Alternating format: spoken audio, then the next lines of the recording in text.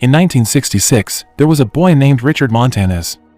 He came from a poor Mexican family who worked in a winery with a drunkard as a father. As a minority, he was prone to bullying. The bullies tend to disturb his lunch during recess and wasted his burrito only because it had peas inside, which they said was food for the poor, but despite that, he didn't feel bad about it. He even went to the school the very next day bringing more that he gave to the girl he liked. He also had one of the bullies try the burrito he brought and made him fall in love with the taste. When the other bullies wanted a bite, he made him pay 25 cents for each burrito.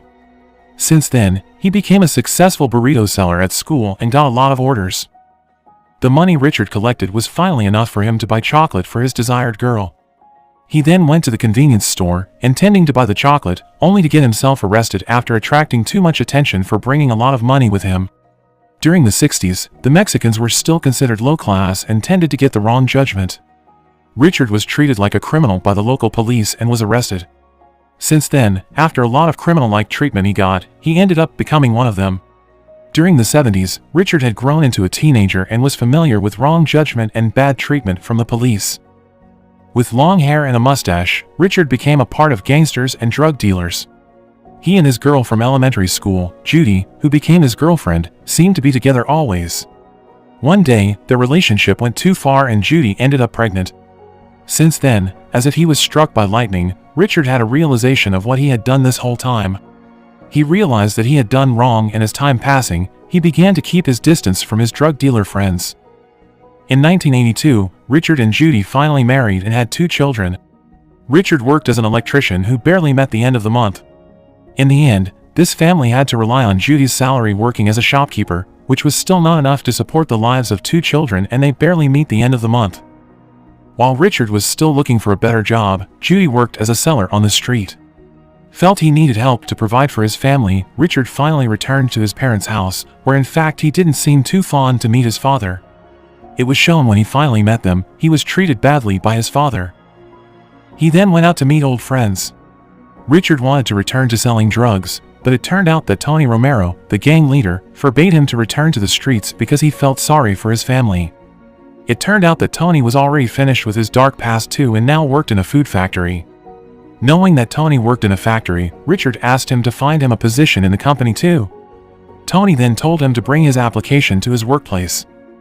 The next day, Richard came to the food factory, which turned out to be Frito-Lay, a food industry that produced snacks like Cheetos, Lay's, and Doritos. Fortunately, Richard wasn't immediately refused but was told to fill out the application form that had been prepared by the company. Felt confused and not confident to fill out the form, he went home to fill it out later. At home, Judy was the one who in the end filled out the form. Judy filled out the alumni column as a graduate of Santo Bernardus High School, even though Richard never by the time reached high school. Judy was sure that the people in the company would not know that. The next day, with the form filled in by Judy, Richard immediately faced the human and resource manager, who turned out to be a high school alumnus of Santo Bernardus High School itself. Richard, who was not a good liar, finally spilled the bean and got the lies exposed, but when the manager was about to leave, Richard asked for an opportunity to work there. Seeing that there was little to no risk of a janitor position, in the end, the manager accepted Richard to work, knowing that Mexican laborers were hard workers. With enthusiasm, the very next day, Richard ironed the Frito-Lay work uniform that had been given to him by the company.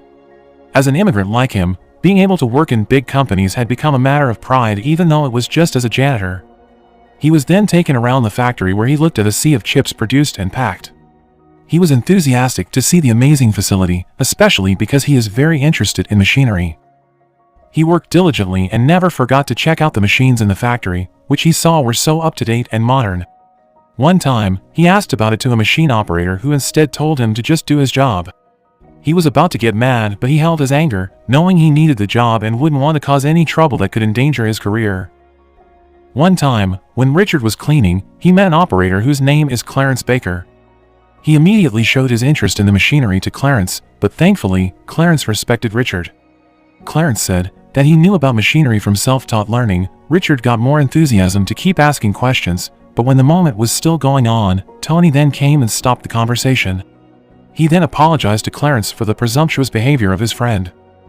In the cafeteria, Tony gave an explanation to Richard that low-level employees like them shouldn't just talk to high-class employees if they wanted their position secure, and about Clarence, he was the best machine operator in the company, the most senior of all, but up to 15 years of career, he never got promoted as a plant manager, possibly because of racial problems. Hearing this, Richard was even more intent on studying with Clarence. Although he was grateful for his job as a janitor, he didn't intend to work as a janitor for the rest of his life and had a high dream of becoming successful like Roger Enrico, the CEO of Pepsi Company, who at that time managed and rivaling Coca-Cola. It so happened that the Frito-Lay company was still under the Pepsi Company holding company. Richard then bribed Clarence with special Mexican food to get closer to him. Clarence seemed to understand Richard's intention, who one day wanted to get a better position, so he began to take him as a student. Every day, while cleaning, Richard never forgot to ask about mechanics and Clarence would always give answers. These two people were getting closer and closer, and because of his enthusiasm for learning, Richard was willing to come early and go home late to get additional tutoring from Clarence. His diligence paid off as he was awarded the Employee of the Month. It turned out that life was not as smooth as expected, because when Ronald Reagan became the President of the United States, the economic recession hit the country, and instead of being promoted, Richard had to be grateful that he was still able to survive when Frito-Lay had to downsize the number of employees. During the 8-year period until 1992, Richard had to be satisfied with his job as a janitor as much as possible, since the lower-class Mexican immigrant employees must be able to enjoy what they had, even though their working hours were increasingly limited.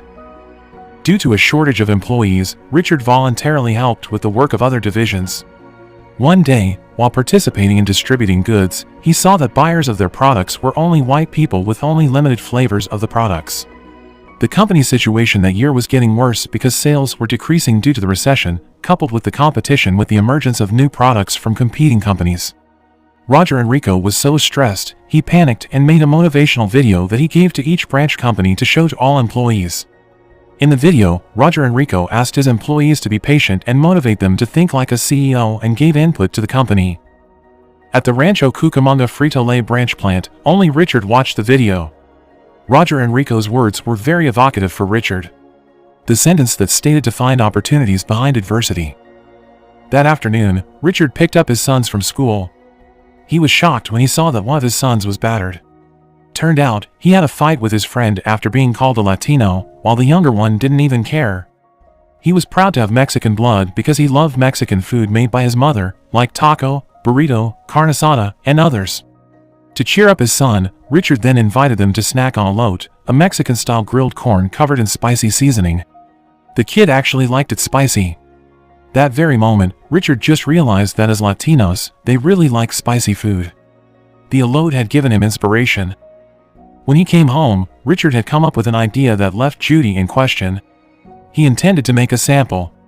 A spicy seasoned snack that would undoubtedly be able to save his company as well as his job. He then asked his wife to concoct the seasonings. The next day in the factory, Richard conveyed his idea to Clarence. He was sure that the product he made would sell in the market and eventually save the company. He didn't ask Clarence to tell Roger Enrico. He only asked permission to bring home some raw products for him to mix at his house. He wanted to make a sample and later asked everyone to taste it right away. To make an authentic taste, Richard and Judy went shopping for spices at an authentic Mexican shop. They bought all kinds of spices to be used as experimental material. Richard often had to go back and forth to buy the spices ordered by Judy. When they were finished, they ordered Stephen, their youngest son, as a tester. The research to make this spicy taste actually had been done by the Frito-Lay research and development team, but what they concocted were chemicals, a kind of essence. They didn't mix up that delicious flavor with real spices as Richard and Judy did. Richard and Judy did the experiment repeatedly until finally, they discovered the perfect combination that made Stephen addicted to the flavor. One day, their factory was doing another layoff of employees. Richard felt that it was time for him to act. He dared to convey his idea to Lonnie, the plant manager, and asked him to call Roger Enrico. Lonnie directly refused, saying there would be no chance for a CEO to hear the idea from a janitor like him. He was annoyed because he felt taken for granted. Finally, Richard acted alone. That night, when the others were on their way home, he snuck into the manager's office and copied the phone number of their company's CEO, and the next day, he secretly called the CEO's office. The staff was shocked to find out a low-class worker called straight to the CEO's office, But knowing the situation of the company, after knowing Richard's intention, the staff immediately forwarded the call to Roger and Rico. While talking to the CEO, Richard explained to the point, saying that he is a Mexican, and like other Mexicans, they really like to eat snacks, but they always smear it with spicy sauce, explaining that the Mexicans love spicy foods. He then said that he had made his own seasoning that could be sprinkled on their products. When Roger found out that Richard was motivated by watching his video, Roger became interested in Richard's idea and decided to try his samples, and when he finally received the sample, despite the extreme spiciness, the taste was actually addicting. Long story short, Roger called Richard and said that he was very intrigued by his initiative.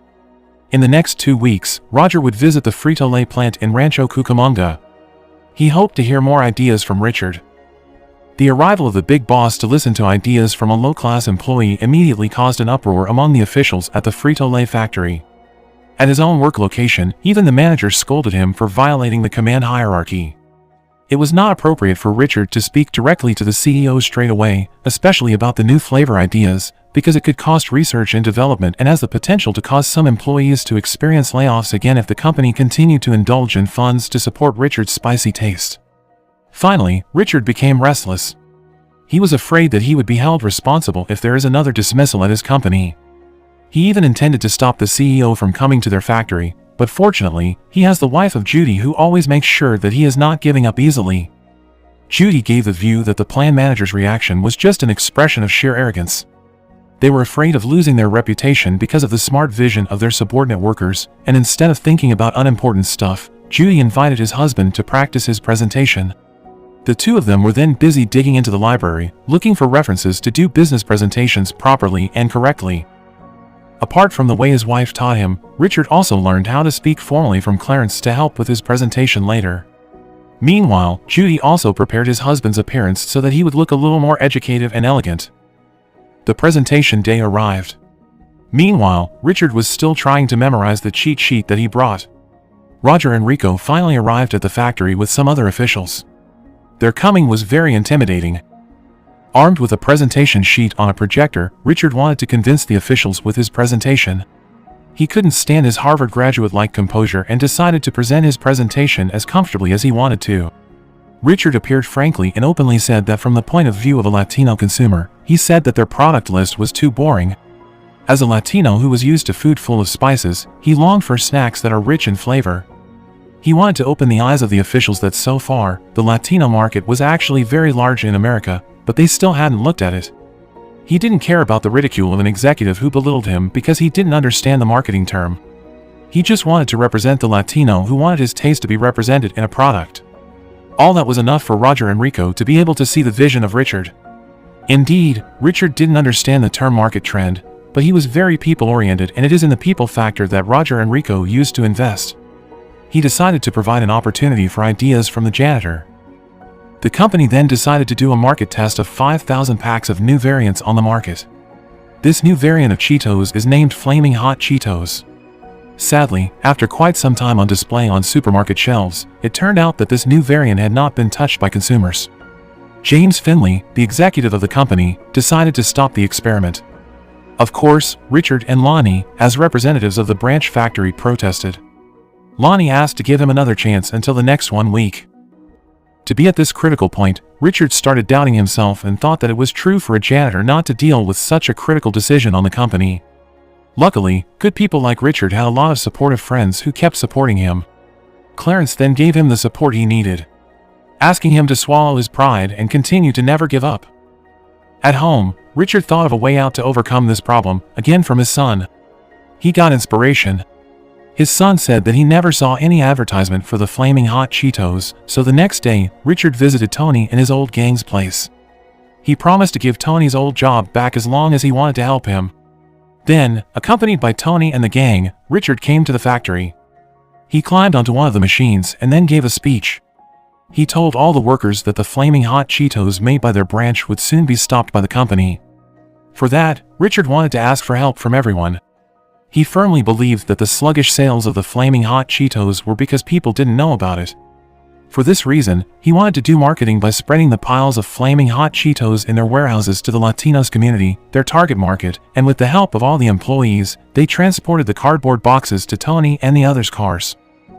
The goods were taken to the residential location of the Latinos community in the hope that they would get them interested in the new Flaming Hot Cheetos. Apart from that, Richard and his sons also went to the supermarket to buy their products, making visitors curious about the Flaming Hot Cheetos. This action then had an effect by increasing the sales chart for the product. After the good news, Roger Enrico was enthusiastic. He then contacted Richard and ordered a mega production of Flaming Hot Cheetos for 5 million packs to be produced immediately by the Rancho Cucamonga branch factory. This was good news for Richard and the employees of the factory branch. Production was immediately done to oversee this massive production, and thanks to the massive production, the previous layoffs laborers were hired back, including Tony. The Flaming Hot Cheetos finally hit the market again. After 6 months, the condition of the company was stable and even able to return to normal as before the recession, thanks to the Flaming Hot Cheetos. Clarence was finally promoted as the new plant manager after waiting for 20 years, but sadly for Richard, who hoped to be promoted as the machine operator, apparently still had not received the good news, but turned out, that very day, Roger Enrico himself secretly visited the branch. He then met with Richard and surprised him with a promotion, not just a machine operator position. Roger promoted Richard to become the director of cross-cultural marketing. Roger wanted him to develop more new variants of Cheetos flavors based on the local taste.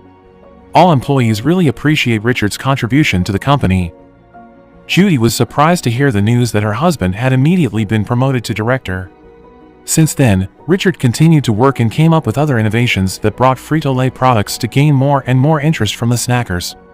He was nicknamed the godfather of Latino marketing among top executives of Pepsi Company. Frito-Lay and later retired in 2019 by leaving the legacy of the Flaming Hot Cheetos.